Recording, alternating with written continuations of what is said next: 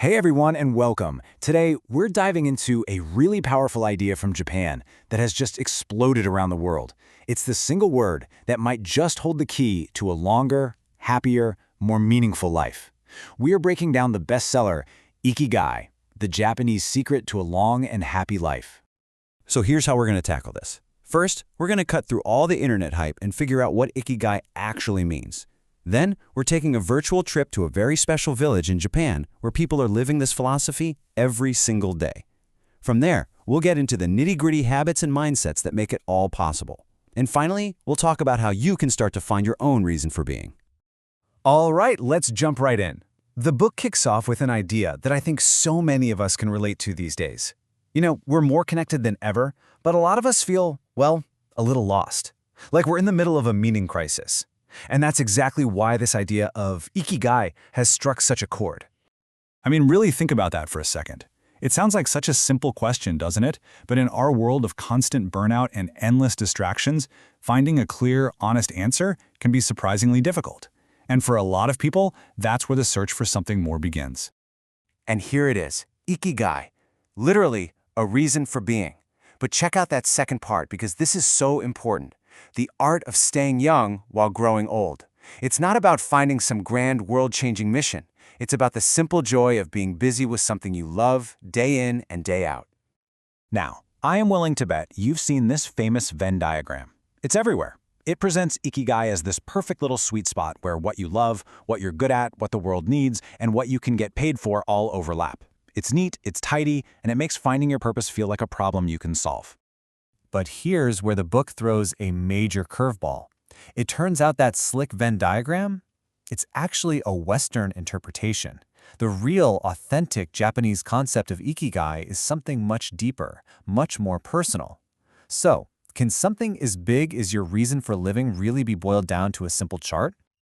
To find the real answer, the authors knew they couldn't just read books. They had to go to the source. They traveled to a place where Ikigai isn't just an idea, it's a way of life that you can see and feel every single day. So let's go to Ogimi, this tiny village in Okinawa, Japan. This place is what's known as a blue zone, one of a handful of spots on the entire planet where people live exceptionally long and healthy lives. For the authors, this was the ultimate living laboratory. And this, right here, is where the book's magic really comes from. The authors didn't just observe. They sat down and talked with over 100 of Ogimi's oldest residents. They listened to their stories.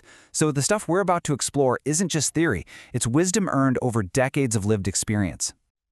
So, what are the secrets these masters of longevity shared? Well, it all starts with some physical habits that are so simple, yet so incredibly powerful. First up is a rule that has a massive impact. Hara Hachibu. It's an old Confucian teaching they live by in Okinawa. The principle is as simple as it gets. Stop eating when your stomach is about 80% full. And what's amazing is that science is now backing this up, showing that this kind of gentle caloric restriction can seriously slow down the aging process. Yep, 80%. That's the key. It's a small, mindful act of moderation that pays off big time in the long run. It's not about deprivation, it's just about listening to your body. And their diet as a whole is just as beautiful and simple. You won't find any complicated rules or fad diets here. It's all about eating a rainbow of different vegetables, lots of fruits, and focusing on simple, plant-heavy meals, often grown right in their own gardens. But hey, a long life is about more than what you eat. It's about who you share it with. In Ogimi, they have this amazing tradition called a moai. Think of it like a tight-knit social circle that's formed in childhood and lasts for life. It's a built-in support system, a kind of social insurance policy against loneliness and stress. Okay, so a healthy body and a strong community are crucial. Now let's look at the mindset that ties it all together. Because look, a long life is guaranteed to have its challenges. The people of Ogimi have this incredibly resilient way of thinking to help them navigate it all. A huge part of this is the idea of flow. You know that feeling, right?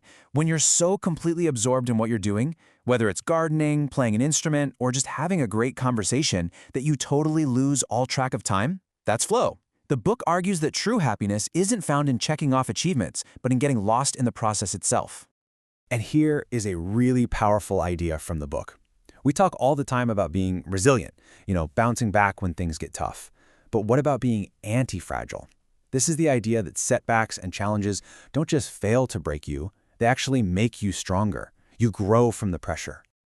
Now this is a big one. This might be a real shock to our Western way of thinking. In Japan, there isn't really a word for retirement in the way we use it. The whole concept of just stopping, of giving up the very things that give you purpose, is totally alien. The goal isn't to stop working, it's to keep doing what you love, to keep your Ikigai alive for as long as you possibly can. And kind of holding this whole resilient mindset together is this beautiful Japanese concept, wabi-sabi. It's the art of seeing beauty in things that are imperfect, impermanent, and incomplete. It's a powerful way to let go of that impossible chase for perfection and just embrace life and ourselves with all our beautiful flaws. Okay, so we've looked at the philosophy, we've traveled to Okinawa, we've explored the wisdom. Now comes the most important part. How on earth do we take these lessons and actually apply them to our own, often chaotic, modern lives? Well, the book boils everything down into 10 simple, practical rules. They're a fantastic place to start. Things like stay active, don't ever really retire, learn to take it slow, remember that 80% rule when you eat, nurture your friendships, move your body every day, and hey, don't forget to smile. And that's really the heart of it all. We might not live in a peaceful village in Okinawa. Our lives are busy and complicated, but these core principles, community, gentle movement, and purpose, they're universal. So the real question I want to leave you with is this. In your own busy life, what's one small change you could make, starting today, to bring just a little more Ikigai into your world?